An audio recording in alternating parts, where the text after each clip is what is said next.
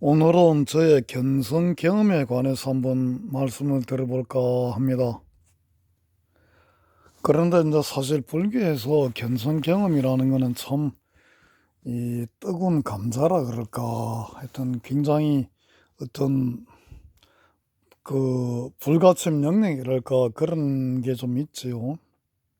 왜냐하면은 참 다들 견성 깨닫고 싶어 하지만은 또 깨달았다 그런 순간에 그 무수한 그런 저게 거기에 대한 시기와 질투, 거기에 대한 비판이 들어오기 때문에 그 깨달았다 소리를 참 사실 하기가 그 좀 쉽지가 않습니다. 그래서 저도 그런 이야기 안 드렸어요. 그런데 이제 벌써 몇 년 됐는데 제가 운영하는 카페에서 어 이제는 좀 그런 이야기를 드려도 되지 않을까 해서 한번 좀 드린 적이 있습니다. 그 제가 이제 견성 경험, 견성이 아니고 견성 경험입니다. 그 견성 경험이라는 거는 아마 1978년에, 제가 이게 기억이 희미한데 1979년 1월 달이 아닌가 싶어요. 그 송강사 그 수련회, 서울대 이제 총불교 학생회 그 송강사 수련회 거기서 이제 그 갔을 때 제가 그런 걸 경험했거든요. 그 당시에는 제가 서울대 이제 본과 3학년이었기 때문에 아마 3학년은 1978년이거든요, 제가. 3학년일 땐. 그래서 아마 78년으로 기억을 했는데 아마 79년 1월 달이었던 것 같습니다. 그러니까 이제 3학년에 4학년 올라가기 이제 그때 이제 겨울이죠. 아마 그게 맞을 겁니다. 아마 어, 저게 총불의 수련대가 대개는 이제 겨울에 이루어지고 그 1월 달쯤 이루어지기 때문에. 근데 모르겠어요. 정확한 해는 78년인지 79년인지 모르겠는데. 그때 이제 구산 큰 스님께서 계셨죠. 그 이제 큰 스님 계셨을 텐데 그때 이제 그 참선이 뭔지도 모르고 그냥 하라니까 할 텐데 화두도 뭔지도 모르고 이제 큰 스님께서 이제 이목고 화두를 주셨어요. 근데 사실 그 전에도 한번 그 송강사 수련회 왔기 때문에 큰 스님으로부터 이제 이목고 화두는 받고 있었죠. 근데 의심도 안 나는 그런 화두를 들고 있는데 그 제가 그 밤이었습니다. 밤이었는데 화두를 들고 있었는지 안 하는 것도 기억도 안 나는데 갑자기 한 그 경계가 허물어지는 걸 제가 그때 느꼈습니다. 그러니까 갑자기 벽이 무너지는 것 같았어요. 그 느낌이. 그냥 막 졸다가 아마 졸음 중이었던지도 모르겠어요. 근데 하여튼 들고 있다가는 뭐 하나 확 무너지는데 거기서 환한 그런 경계가 온 겁니다.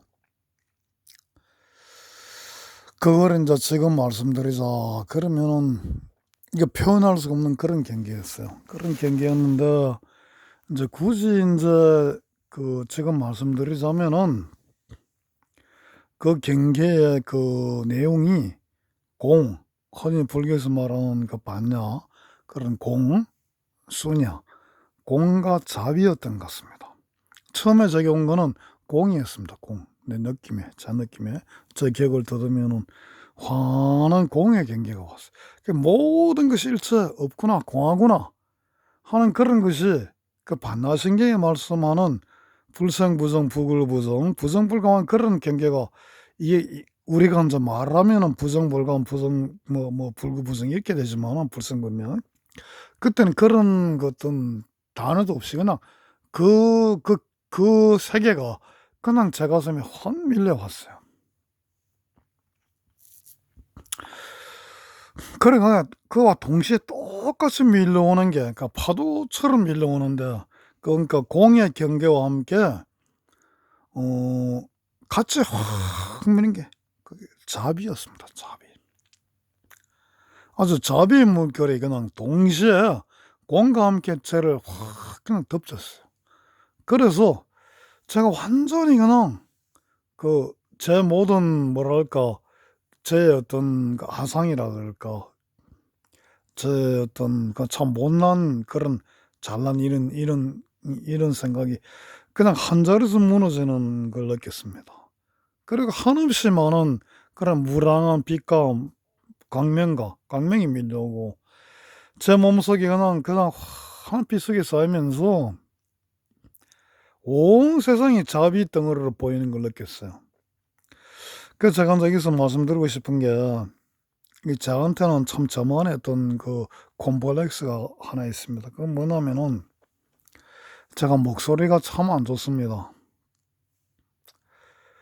지금은 많이 개선이 됐지만은, 제가 어릴 때 그 변성기 때 최희준 선생의 노래를 흉내를 많이 냈습니다. 이상하게 하숙생 그때 노래가 유행했는데, 그 노래가 그렇게 좋아 가지고 그 노래를 모창을 했는데, 하다 보니까 완전히 제가 최희준 선생의 그 목소리가 돼 버린 거예요. 지금도 그 모창을 하면은 그 흔적이 많이 남아 있는데, 그 당시 초등학교 6학년이었는데 그때는 똑같았습니다. 진짜 저 가성이 똑같았습니다. 제 주위 분들이 모두 똑같다고 그랬습니다. 그런데 이제 그 최희준 선생 노래를 많이 좋아하다 보니 그런지 모르겠는데, 제 목소리가 허스키로 변했어요. 근데 인제 그 최희준 선생님의 목소리 허스키하고 저하고 다른 게, 저는 얼마 전까지만 해도 같은 줄 알았는데 다르더라고요. 저는 진짜 그야말로 무너지는 허스키였습니다. 근데 최희준 선생님은 안 그렇습니다. 허스키 자체가 안 무너집니다, 목소리 자체가. 그러니까 편안합니다. 근데 저는 목소리 자체가 무너졌기 때문에 제가 이걸로 참 그 좌절을 많이 겪었습니다. 이 부분은 나중에 그 보행행운을 하면서 그 변하는 그 여러 가지 의식의 변화, 아라야식 같은 경우 할 때 다시 한번 말씀을 여러 번 드리고자 하는데, 그때를 좀 미루고, 오늘 저하고 드리고 싶은 말씀은, 제가 목소리에 늘 그런 열등감을 가졌는데, 목소리가 도대체 안 나와요. 제가 이렇게 다른 사람하고 이야기할 때 제가 하고 싶은 목소리가 안 나옵니다. 이 목소리가 얼마나 중요하냐면은, 목소리에 따라서 그 듣는 사람들이나 말하는 그 당사자의 그 뭐랄까 정체성이 달라집니다. 예전에 어느 코미디 프로에서 그 슈퍼맨을 인제 그 보여주면서, 그 크리스토퍼 리가 나온 그 슈퍼맨입니다. 그거를 더빙을 한 적이 있어요. 그러니까 슈퍼맨에 보면은 그 아주 낮은 목소리로 아주 멋있게 말을 하죠, 크리스토퍼 리. 인제 돌아가셨지만은. 근데 인제 그 목소리를 아주 막 이상하게 그냥 그 코미디 소리로 말하는 겁니다. 그러니까 크리스토퍼 리가 그 화면은 크리스토퍼 리가 엄숙하고 멋있는 장면을 보여주면서, 목소리 자체는 완전히 간신 목소리를 내는 거예요, 더빙을. 그렇게 하니까 영화가 완전 엉망이 되는 거죠. 그 사람들이 와 웃죠. 그러니까 멋있는 목소리인데 멋있는 목소리가 아니고, 목소리 쫙 깔고 그런 목소리가 아니고 이렇게 나오는 거예요. 그거를 코미디 프로에서 저렇게 더빙하고 웃기는 걸 보면서 '아 정말 저렇게 중요하나.' 느꼈어요. 그런데 저는 똑같은 말을 해도 목소리가 그렇게 나왔어요. 저는 좀 멋있고 좀 아늑하고 그런 얘기를 하는데도 목소리 자체가 그렇게 안 나왔습니다. 그래서 참 제가 그게 저의 좌절이었습니다. 그래서 인제 참 제 소원이 이 생에서, 이번 생에서 소원이 몇 가지 있는데, 그중에 하나가 일반인들처럼 좋은 목소리, 그냥 평범한 목소리, 그런 걸 좀 갖고 싶은 거였습니다. 근데 안 돼요 그게. 연보를 좀 많이 했더니 목소리가 바뀌기는 좀 바뀌었습니다. 근데 어 연보를 할 때는 좀 바뀌는데 평상시는 안 되더란 말입니다. 근데 제가 가장 이상적으로 생각하는 그 목소리가 그때 그 견성 체험할 때 제 목에서 나왔습니다. 온몸이 자비로 끓어오르면서 그 목소리가, 제가 고치고 싶었던 그 목소리가 나왔어요. 그래서 그다음부터는, 그런 경험을 한 다음부터는, 그때 경험이 어쩌나 강렬했던지 일반인들 만날 때도 그런 목소리를 좀 내려고 그랬어요. 근데 안 돼요. 안 돼. 안 됩니다. 지금 생각하면은 목소리는 마음의 반응이거든요. 그러니까 마음이 그 정도까지 안 되니까 목소리가 안 나온 겁니다. 지금 인제 말씀을 듣는 분들은 제 목소리가 많이 맑아져 느끼실 겁니다. 그리고 좀 편안해지고 그런 편안한 그런 음성이 나오는 거 느끼실지 모르겠어요. 이것도 제 착각인지 모르겠습니다만은 저는 지금 제가 녹음을 좀 해 보면 그런 걸 느껴요. '아 정말 옛날하고 다르구나. 정말 목소리가 맑아졌구나.' 그리고 어 그때 견성 경험할 때 느꼈던 그 목소리가 지금은 좀 조금 나오는구나 하는 걸 느낍니다. 근데 하여튼 그 당시에는 그 경험이 그렇게 왔어요. 모든 게 허물어지고 모든 것이 공한 게 그냥 오고 불생불멸입니다, 그 자리가 본래가. 그리고 그와 함께 자비가 이 세상에 대한 자비가 그냥 밀려왔거든. 그러니까 밀물들듯이 그냥 제 마음에 그냥 들어오는 거예요. 근데 인제 그 참 그 경험이 하도 희한해 가지고 야 다음날 제가 이게 참 '이게 견성인가?' 참 고민을 많이 했죠. 뭐 어디 물어볼 분도 없고. 오늘 좀 제 녹음이 좀 길어지더라도 좀 요 이야기는 좀 끝내고 대강이나마 끝내고 다음에 또 부언 드리더라도 쪼끔 더 말씀드리겠습니다. 양해를 미리 구합니다. 그래서 어 하여튼 이상한 경험이다 하고 인제 끝냈는데 참 그다음부터 이상한 일이 인제 있는 게 제가 어떤 상황에 놓이고 그다음부터는 제가 '나는 견성' 처음에 그때 요게 아마 '초견성은 될 거다.'는 그런 생각을 했죠. '아마 이런 게 견성인 모양이다.' 하고 생각을 했어요. 불교 뭐 거의 모를 때입니다. 근데 인제 어 그다음부터 인제 일상에 다시 돌아왔는데 일상에 돌아오면서도 그 인제 막 거친 이 세파에 다시 돌아오면 옛날하고 똑같아지는 겁니다. 송강사에서 그 겨울밤에 겪었던 그런 게 다 사라지고 없어요. 똑같아요. 옛날하고 똑같아요. 망나니 같은 옛날에 제가 망나니였거든요. 그 망나니라 망나니인 겁니다. 근데 망나니 짓을 하더라도 하는 가운데 그때 '내가 이 망나니 짓을 하면 안 되는데 나 그래도 초견성 비슷하게 했는데.' 하는 그 생각이 딱 들면은 그리고 그때 그 경험을 딱 생각하면 그냥 그 자리에서 그 망나니 짓이 완전히 사라지고 사라진다기보다 깨끗해진다 그럴까. 그 본래 청정했던 그때 그 경험은 그 자리로 그냥 돌아가는 겁니다. 그러니까 마음이 막 요동을 치고 막 그냥 예전에 어떤 섭이 막 나오고 또 섭에 휩쓸려 가더라도 '아 내가 그게 아닌데. 나 그래도 뭐 하나 봤는데.' 하는 생각도 하면 그 순간이 그냥 그 자리에서 완전히 리셋이 되는 거예요. 모든 상황이 정화가 되는 겁니다. 그래도 다시 돌아오면은 현실은 어떻습니까? 개망난이 그대로거든요. 어리석고 철없고. 그래서 인제 이거 어디 물어볼 데도 없고 뭐 흔히 견성하면 인가를 받는다 그러는데 이거 뭐 사실 견성이라고 생각도 사실은 안 했기 때문에 어디 인가를 받겠다 생각도 안 했습니다. 이제 그냥 뭐 제가 뭐 망상이지 착각이지 그렇게 인제 지내왔죠. 그런데 그 후에 인제 불교 공부를 쭉 하다 보니까 이게 그냥 망상 착각하고는 좀 다른 거예요. 불교의 궁극적 자리가 성불의 조건이 딱 두 가지를 불교에서는 말합니다. 하나는 공을 제대로 하는 거. 반야신경에서 말하는 공이죠. 두 번째는 근데 공만 가지고 안 된다는 겁니다. 자비가 반드시 동반돼야 된다는 거죠.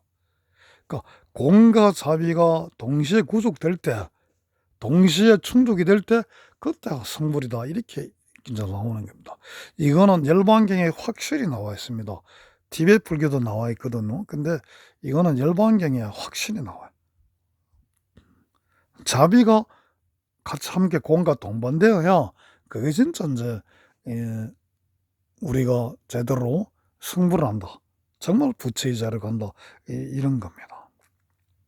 근데 제가 그때 봤던 자리가 바로 그거예요. 공과 자비예요, 공과 자비. 그러니까 제가 나중에 공과 자비가 성불의 조건이다 그럴 때 그걸 제가 바로 이해가 된 겁니다.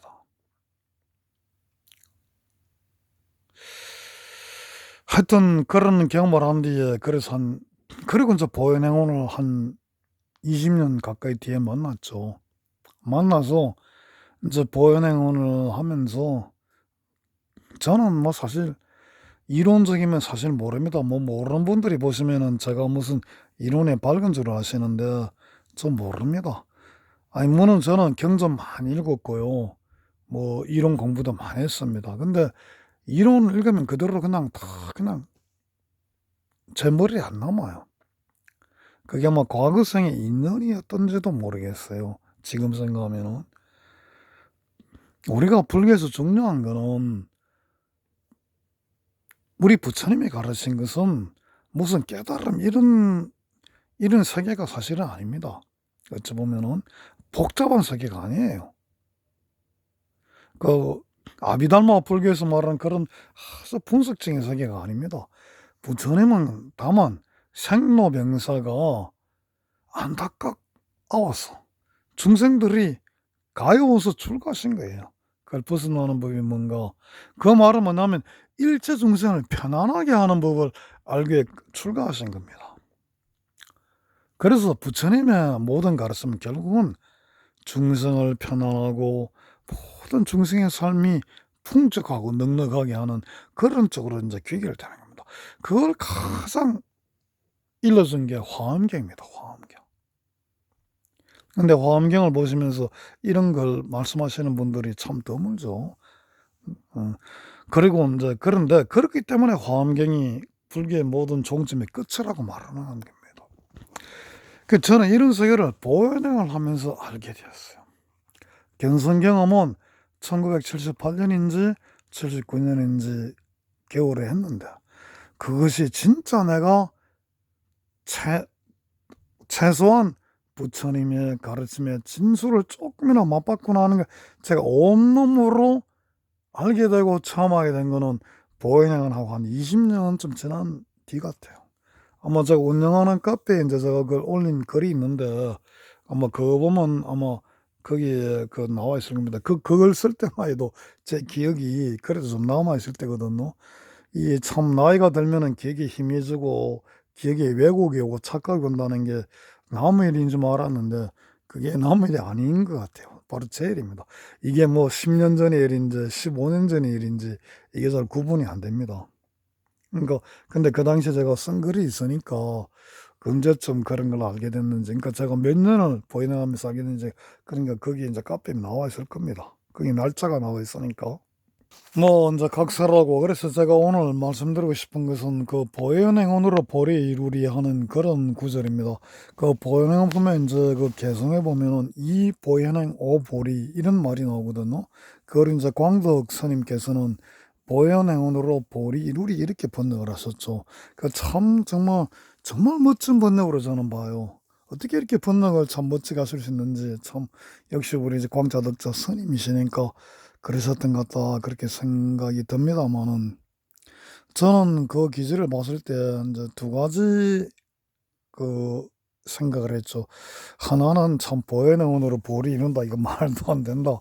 화두 깨치고 뭐 그 좀 명상만 하고 해야 깨치는 거지 무슨 이 보현행언은 그냥 이웃 공경하고 칭찬하고 섬기는 건데 이게 무슨 이걸로 깨달음이 오느냐. 이제 그런 좀 그 이 보현행언을 좀 하지만은 제가 좀 이렇게 얕잡아 보는 그런 마음도 있었고 또 두 번째는 내가 깨닫든 못 깨닫든 이 구절에 그렇게 나오니까 보현행언으로 보리를 깨친다. 깨달음을 깨친다. 이런 말이 나오니까 나는 지금 다른 것도 못하고 아무것도 못하고 아무것도 하는 것도 없고 아는 것도 없지만은 오로지 보행을 해가지고 어떻게 하든 간에 한번 나도 깨쳐보겠다, 보리를 한번 깨우치겠다 하는 그런 오기도 이제 생기더란 말입니다. 근데 지금 와서 보니까 그 구절이 하나도 그런 게 없습니다. 맞습니다. 보현행위는 깨달음을 가는 거예요. 보리를 이루치는 그런 가르침인 겁니다. 근데 많은 분들이 이 사실을 모르고 이 보현행위는 다 깨치고 난 다음에 하는 거고, 화엄경 같은 것도 다 연안에 하는 거고, 최우체지 지금 당장 보현행할 생각을 안 하지요. 이 깨달음이 이미 이루어진 세계, 깨달음을 가는 세계를 할 생각을 안 하고 그냥 보현행위는 충분히 던져놓고 화려한 것만 하는 겁니다. 이 보현행위는 전혀 화려하지가 않아요. 남을 공경하고 남을 칭찬하고 남을 섬기는 게 뭐가 그렇게 화려한 행위입니까? 아무 화려한 게 없어요. 그냥 평범한 행위입니다. 그런데 여기에 바로 모든 불교의 정수가 숨어 있고 깨달음이 숨어 있는 겁니다. 이걸 제가 그 견성 경험한 지 한 20-30년 뒤에 진짜 몸으로 체험한 겁니다. 지금도 이제 동안 거니까 뭐 깨달음 이루겠다고 많은 그 수행자들이 이제 그 참 동안 거 열심히 하시는데, 그것도 참 좋은 겁니다. 그것도 참 훌륭하고 가치 있는 건데, 저는 조금 아쉬운 면이 있죠. 오늘은 이야기가 너무 길어져서 20분이 넘었네요. 그래서 일단 여기서 그만하겠습니다. 또 한 번 또 기회가 될 때 또 기회 만들어 가지고 이 깨달음 세계가 어떤 건지, 어떠한가, 제가 느끼는 또는 제가 보는 보현행원의 세계가 어떠한지 또 계속 몇 번에 이어서 이제